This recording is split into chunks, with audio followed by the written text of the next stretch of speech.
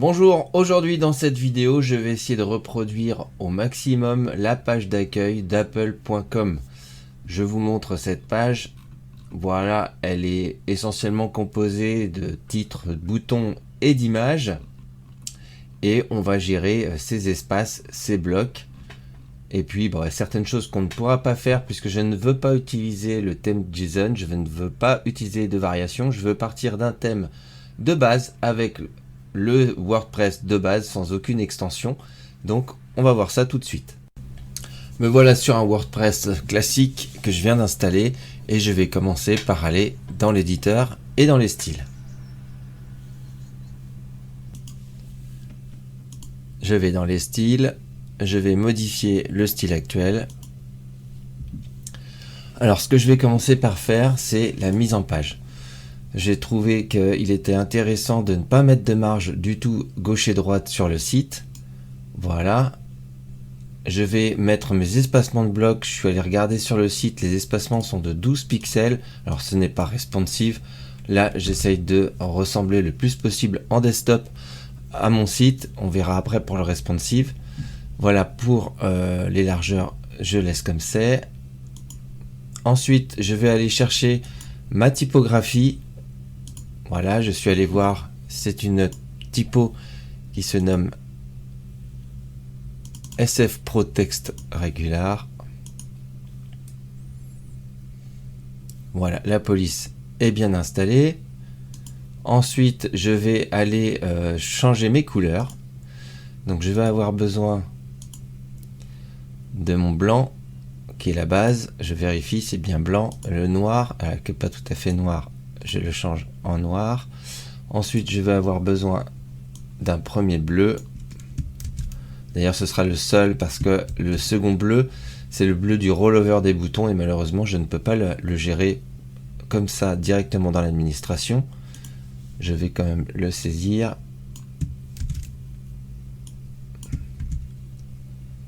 Voilà, je vais avoir besoin de différents gris.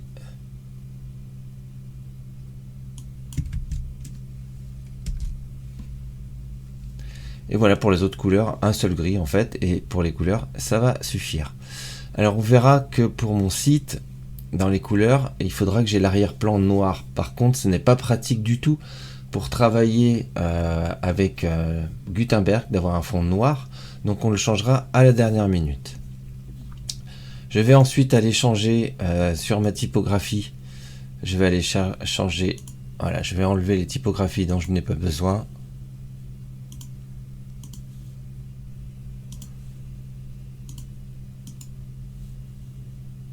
On va mettre à jour. Ensuite, je vais aller régler sur mes textes par défaut, mais je vais quand même mettre ma typo.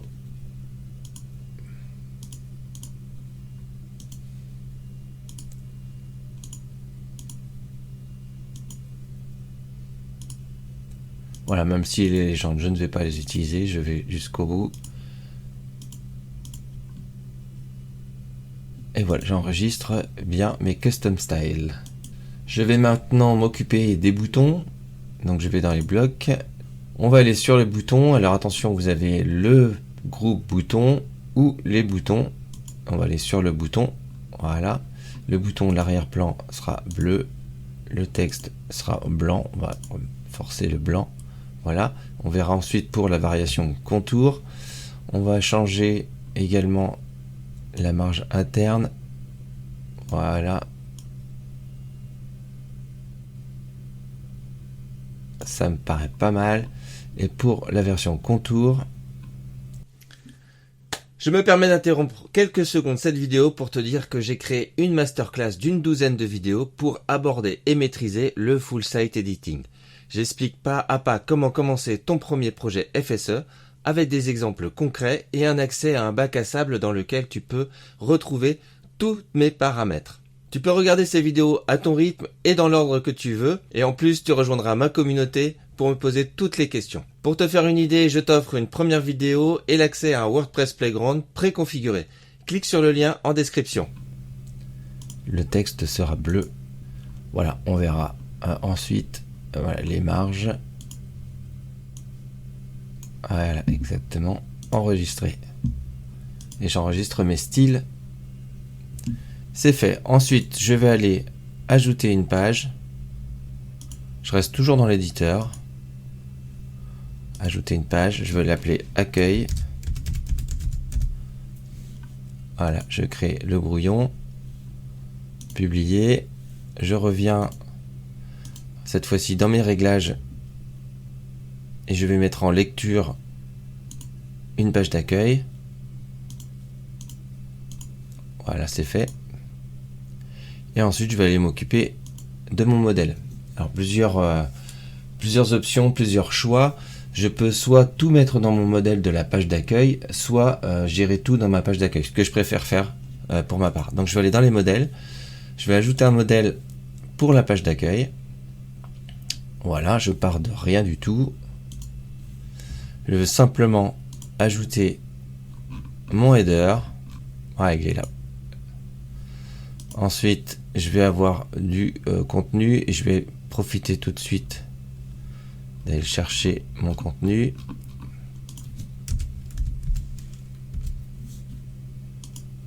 Voilà, et ensuite le footer. Avec le footer avec les colonnes, ce qui ressemble plus à celui de l'arrivée. Voilà. Donc j'ai bien mon header, mon contenu et mon footer.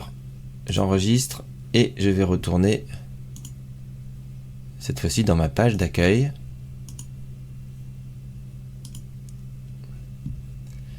Et ici, je vais commencer à saisir. Je ferai le menu à la fin. Donc, on va regarder. La première chose, c'est pour moi une bannière.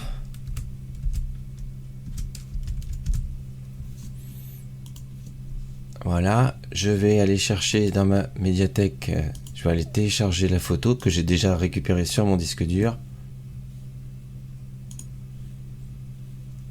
Voilà, on va retirer de cette bannière l'opacité de la superposition. Voilà, et à l'intérieur, on va mettre le titre et les boutons.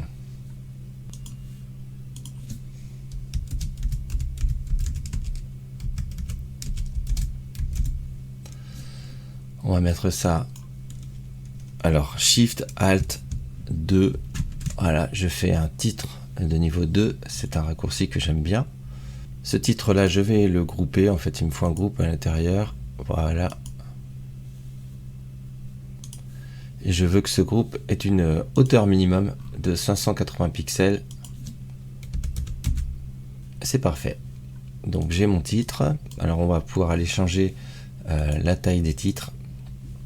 Ensuite, on va le mettre en gras. Donc, je vais changer la typographie, apparence.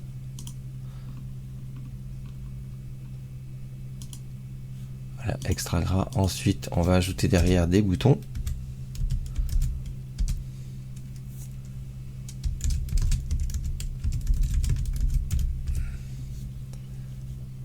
Voilà, on rajoute un bouton acheter. Et ce bouton, lui, il est en contour et bleu. Et on va centrer le tout. Voilà, on est déjà pas mal. Ensuite, on a une autre bannière avec l'iPhone 16. Et bien tout simplement, je vais CTRL-SHIFT-D dupliquer. CTRL-SHIFT-D, voilà, je duplique la bannière. Je vais simplement remplacer l'image.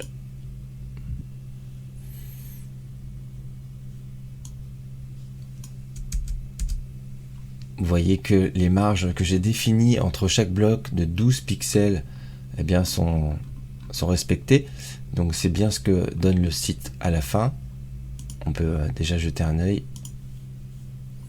Voilà, on a bien notre espacement, les blocs de 580 pixels de haut. On en a un troisième avec un peu de texte, donc on va dupliquer plutôt la première bannière. Voilà, je vais la déplacer, remplacer l'image. Voilà, le 16 Pro, je me suis trompé d'image. Allez, c'est au-dessus. Voilà. Et là, c'est le MacBook Pro.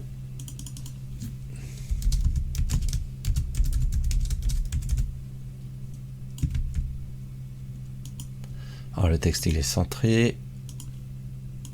Celui-ci est centré. Je vais utiliser ici la couleur grise.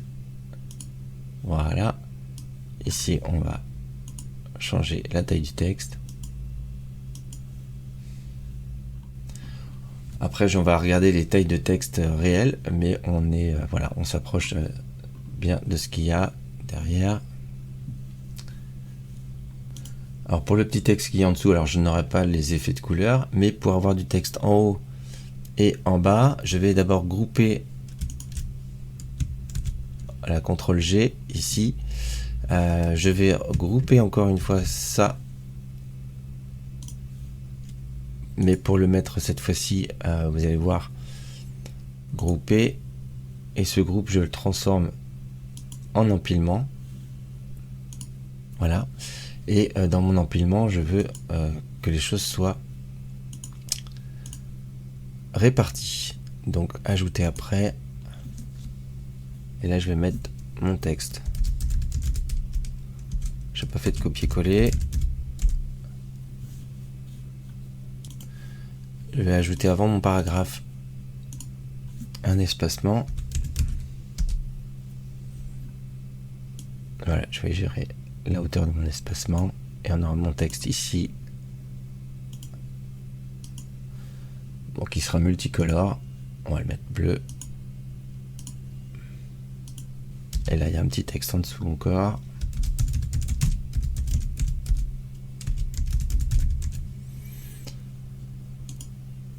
Il est centré, il est gris et il est petit.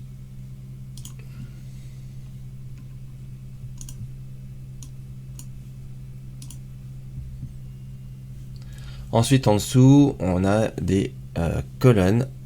Donc, je vais ajouter derrière des colonnes.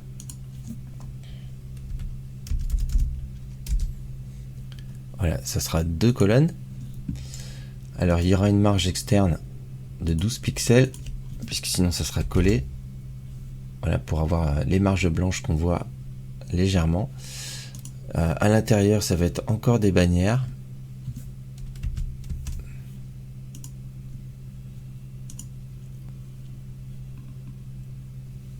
Voilà. Alors je vais coller les textes et ensuite je mettrai à ce qu'il faut. Et derrière des boutons. Alors là, ce serait intéressant d'avoir une variation de boutons, puisqu'effectivement les boutons sont plus petits dans ces colonnes. Donc il faudrait avoir une variation pour avoir des boutons plus petits. Là ici on le fera à la main. Voilà.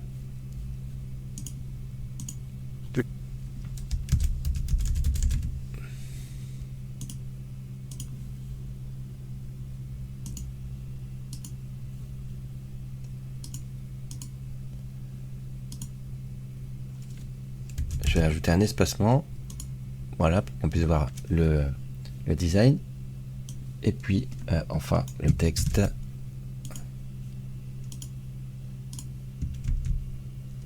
Voilà, donc Mac Mini. Hop, je vais changer en titre.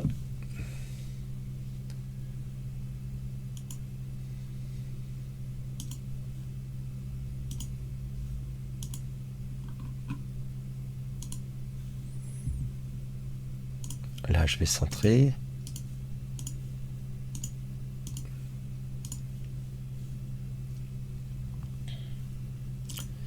Ici, c'est un texte en gris. Voilà, alors ce que je vais faire, c'est que ma colonne, je vais la dupliquer. Hop. Je vais retirer la 3e colonne qui ne sert à rien. Comme ça, je n'ai plus qu'après à changer les textes et l'image. Voilà. Et ensuite, les colonnes, je vais les dupliquer également. Voilà, j'ai oublié l'espacement. Hop, par 12. Voilà, on enregistre. Et ensuite, derrière, on aura un slider. Donc là, il faut une extension pour le slider que je n'ai pas installé. Donc je vous laisse faire ça. On va maintenant s'occuper de ce menu. Donc ce menu qui est sticky. Donc comment on va faire? Il va falloir aller dans le modèle. Déjà, dans un premier temps. Voilà, dans notre modèle de page d'accueil. Le header, on va le grouper. Et ce groupe, on va le rendre sticky. Voilà, on l'enregistre. Ensuite, on va aller changer ce menu. Donc, dans les compositions, en tête, header. Voilà, ce groupe, il est noir. Mais on voit qu'il y a une légère transparence. Donc, je vais cliquer sur le noir. Je vais changer l'opacité. Voilà, le texte est blanc. Et j'enregistre. Donc évidemment, il faudra mettre le petit logo Apple, centrer les textes, mais ça, ce n'est pas le plus compliqué. On va retourner dans les modèles. La page d'accueil, voilà. Maintenant, le header, il est bien en pleine largeur. Le groupe, il est sticky. Pour ne pas avoir ce décalage, on va utiliser les marges négatives. Donc on est dans le groupe qui contient le header. Sur les marges externes, on va délier et on va mettre à la marge du bas, moins 12 qui correspond à notre gouttière. Voilà, on voit que tout est remonté. On enregistre, on regarde et voilà. Alors comme c'est sur un fond blanc, il est gris. Et ce que je vous ai dit, c'est qu'on allait changer à la fin la couleur du site. Donc je vais aller déjà dans mon contenu et lui dire que la couleur d'arrière-plan c'est blanc. Voilà, ça c'est important. Et ensuite enregistrer. Ensuite, j'aurais pu rester là. Je vais vous montrer. Voilà, c'est intéressant. On peut aller dans les styles directement ici. Couleur, arrière-plan noir, enregistrer. Voilà, ça enregistre mes styles. Je vais regarder ce que ça donne. Voilà, j'ai bien mon menu sur fond noir transparent. Voilà, mes différents blocs avec mes boutons. Ici, donc, à changer les textes, ajuster l'espacement, ce que je n'ai pas fait, et enfin, en dessous, le slider. Voilà ce que ça donne après quelques ajustements de margin et de padding. Voilà le site. On n'a pas d'effet évidemment de rollover. Ici, il faudrait changer les textes et les images, mais on a obtenu l'essentiel de la structure de cette page d'accueil. Si vous le souhaitez, vous pouvez m'envoyer des sites à refaire. J'accepterai volontiers ce challenge. J'y arriverai ou pas, uniquement avec le FSE, sans feuille de style, sans thème JSON, uniquement avec les blocs natifs et les styles du FSE. Voilà, j'espère que ce genre de vidéo vous plaît. Je vous dis à très bientôt pour une prochaine.